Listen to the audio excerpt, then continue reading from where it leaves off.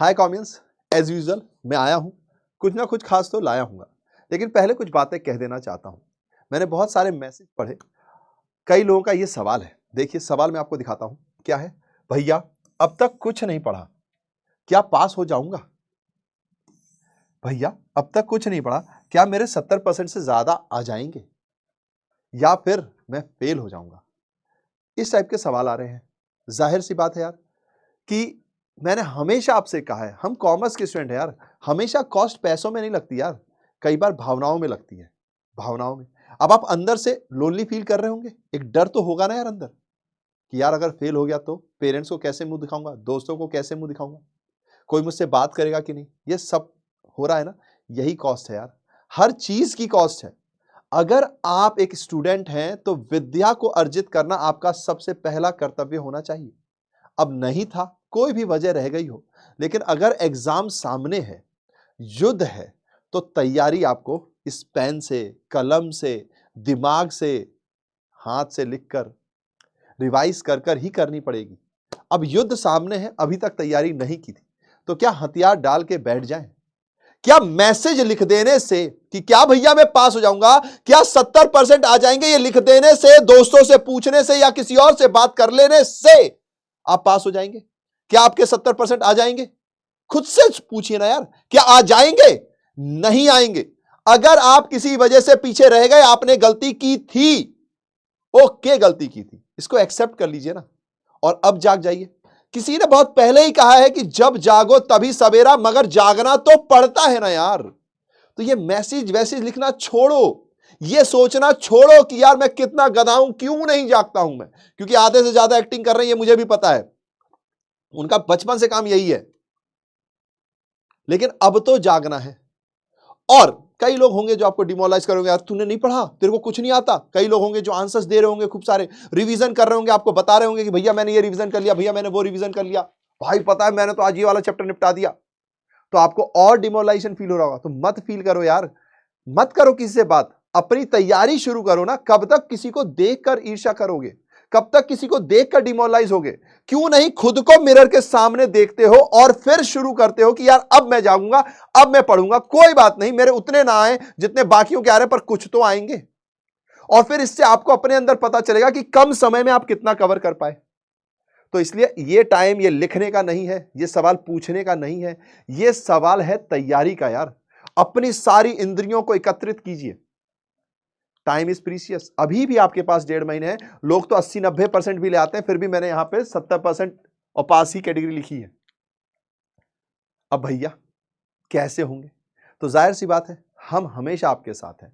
मैंने आपसे हमेशा कहा है कि आप जज्बा लाओ, आप लड़ने की ताकत लेकर आओ।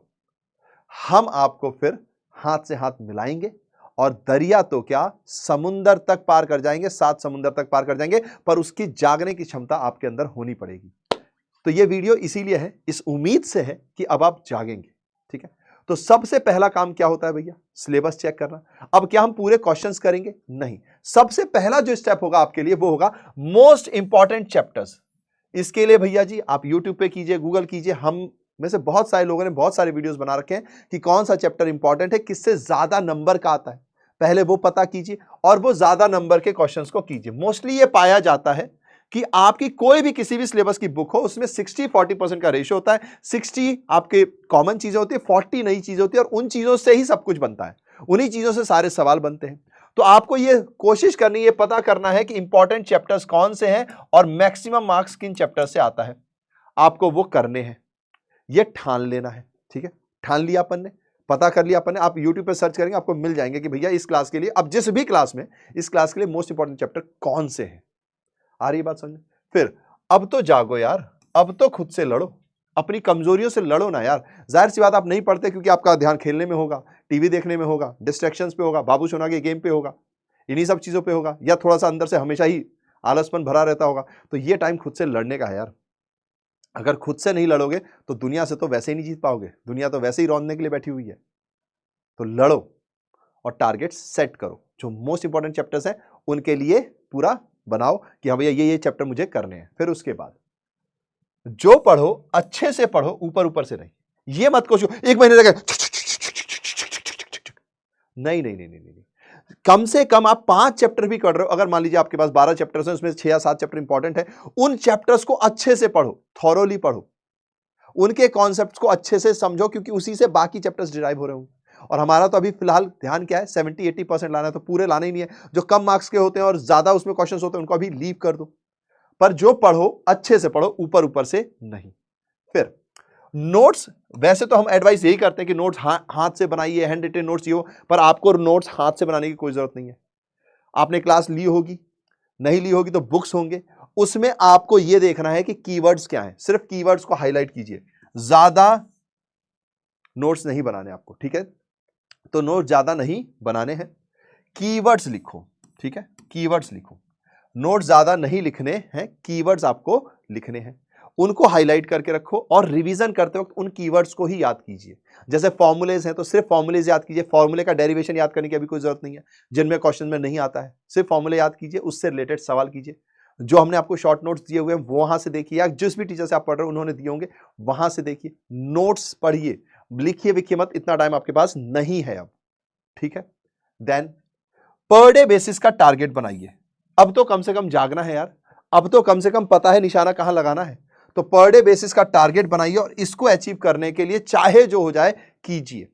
बस ये नहीं कि अचानक से 12-15 घंटे पढ़ना है, नहीं नहीं नहीं, आप आराम से 5-6-7 घंटे पढ़िए, फिर इसको इंक्रीज कीजिए, पर करना पड़ेगा सर। 1 महीने आपको अपनी सारी ऊर्जा एक साथ लगानी है, तो करना पड़ेगा, टारगेट बनाने पड़ेंगे, क्योंकि अभी भी अगर टारगेट मिस हो रहा है तो फिर तो कोई मतलब नहीं, फिर आप बाद में लिख देना भैया ऐसा हो गया वैसा हो गया, अब मैं क्या करूं। मैं कहूं कुछ नहीं यार, चिल मारो यार, लाइफ तो हो गई जो हो गया, अगली साल देखेंगे या अगली बार देखेंगे, यही बोल पाएंगे। तो अभी सबको एकत्रित करना है, समझ रहे हो? ठीक है। अब एक इंपॉर्टेंट पॉइंट है, जब आप टारगेट बनाओगे तो टारगेट को अचीव करोगे, इसके लिए सबसे बेस्ट होता है, यहां पर एक और चीज लिख देता हूं मैं, प्रीवियस ईयर क्वेश्चन जरूर लगा लो यार आप लोग, प्रीवियस ईयर क्वेश्चन जरूर लगाइए आप लोग, क्योंकि वहां से बहुत हेल्प हो जाती है, शॉर्ट में ही काम खत्म हो जाता है, ठीक है जी? प्रीवियस ईयर क्वेश्चन जरूर लगा लीजिए। अब इन सबके बीच में एक बात आपको हमेशा ध्यान रखनी पड़ेगी, क्या कि यार लोग आएंगे हंसेंगे, लोग आएंगे अपनी खूब वाहवाही करेंगे, आपको डिमोरलाइज करेंगे, पर आपको खुद को तो मोटिवेट करना है। पहले आप अपने तो विजेता बनो, पहले आप अपनी नजर में तो अपने आप को विनर समझो, विनर देखो, विनर फील करो, तब तो विनर बनोगे यार। पहले जो भी विनर बना है उसका मेंटली यही रहा है कि मैं जीतेगा भाई, मैं यहां आया है तो मैं जीतेगा, दुनिया में किसी के पास कितना ही टैलेंट क्यों ना हो, मुझसे ज्यादा तो नहीं होगा। तो ये आपको भी फील करना है। तो इसके लिए मोस्ट इंपॉर्टेंट पॉइंट, मैं नहीं तो कौन यार, मैं नहीं करूंगा तो कौन करेगा। मैं तो बना ही ऐसा हूं कि जहां एडवर्स सिचुएशन होती है वहीं पर मैं शाइन करता हूं। तो आपको अपने आप से कहना है, हर रोज कहना पड़ेगा, I can do it, I will do it, I must do it. मुझे करना है, मैं करूंगा और मैं ही करूंगा, मेरे अलावा कोई और नहीं कर सकता। और अगर आपके अंदर यह फील आई है तो आप कमेंट में मुझे बता सकते हो कि yes sir I will do it. Okay, ठीक है। मेंटली अब ये सोचने पे समय मत बिताना कि भैया यहां लिख दूं, इससे पूछ लूं, उससे पूछ लूं, ये वीडियो देख लूं, वो वीडियो देख लूं, क्योंकि देखने से कुछ नहीं होगा। अब आपको किताबों के साथ समय बिताना है, पढ़ाई करनी है, 1 महीने तक की बात है, थोड़ी दूरी बनानी है, क्योंकि अगर अभी तक आपने नहीं पढ़ा तो दैट मींस कि ये आपके इनहेरेंट है चीजें, ना पढ़ना, आपका इंटरेस्ट नहीं है, लेकिन मार्क्स तो लाना है, पास तो होना है, उसका डर तो आपके अंदर भी है ना यार। तो उस 1 महीने 1.5 महीने जो रह गए हैं उसमें इस डर को अलग निकालने का तरीका यही है कि आप अच्छे से पढ़ाई करें। कोई फालतू का एक्स्ट्रा वर्क मत लेना, कोई बोझ मत लेना, जो हो गया सो हो गया। इतना स्ट्रांग आपको मेंटली बनना पड़ेगा, क्योंकि लड़ाई आपकी अभी भी दूर है, 1-1.5 महीना टाइम लेगी आपके सामने आने में। तो इस 1-1.5 महीने में तो अपनी तैयारी कम से कम ढंग से कर लो, ठीक है जी? करेंगे ना यार? अब ये मैसेज तो नहीं लिखेंगे ना यार, है ना? चलिए, तो आइडिया आपको बता दिया है कि भैया मोस्ट इंपॉर्टेंट चैप्टर करो। अब तो जागे तो भैया खुद से लड़ो, अब तो जागो, खुद से लड़ो दिन रात, क्योंकि आपकी हैबिट में है, तो दिन रात आपका मन करेगा थोड़ा फोन चला लूं, थोड़ा इधर चला जाऊं, थोड़ा उधर चला जाऊं। लड़ो, खुद से लड़ो कि नहीं मैं पढ़ूंगा। फिर उसके बाद जो भी पढ़ो अच्छे से पढ़ो कम से कम। अब ये नहीं कि ऊपर ऊपर से बस 13 के 13 चैप्टर ऊपर ऊपर से पढ़ लिए, नहीं, 8 चैप्टर पढ़े, 9 चैप्टर जो भी इंपॉर्टेंट चैप्टर है वो पढ़े, लेकिन अच्छे से पढ़े। देन नोट्स पे अभी आपको ज्यादा ध्यान नहीं देना है, आपको कीवर्ड्स पे ध्यान देना है, जो भी नोट्स आपको मिले हुए हैं उसी से आपको पढ़ना है, ठीक है जी? फिर पर डे बेसिस के टारगेट्स बनाने हैं, उसको अचीव करना है और प्रीवियस ईयर क्वेश्चन जरूर लगाने हैं, चाहे कुछ भी हो जाए। 5 लगा लीजिए, बहुत है, और 5 हो भी जाएंगे। ठीक है जी। देन अपने आप से कहना है, मैं नहीं तो कौन यार, I can do it, I will do it, I must do it. ठीक है जी। हैशटैग कॉमियंस। कॉमियंस इसी के लिए जाने जाते हैं कि जहां एडवर्स सिचुएशन होती है वहीं पर वो निखरते हैं। ठीक है। और ये सब करते वक्त टेंशन नहीं लेना है। क्यों? क्योंकि हमारा तो मोटो ही है, हैव स्माइल्स स्प्रेड स्माइल्स। ठीक है। तो आई होप कि ये वीडियो आपको पसंद आई होगी, आपको सही लग रहा होगा और अब आप तैयार होंगे, क्योंकि जंग जीता लड़कर जाता है, सोच कर नहीं। ठीक है। चलिए शॉर्ट के साथ चलते हैं। Tata tata, bye bye bye bye bye bye.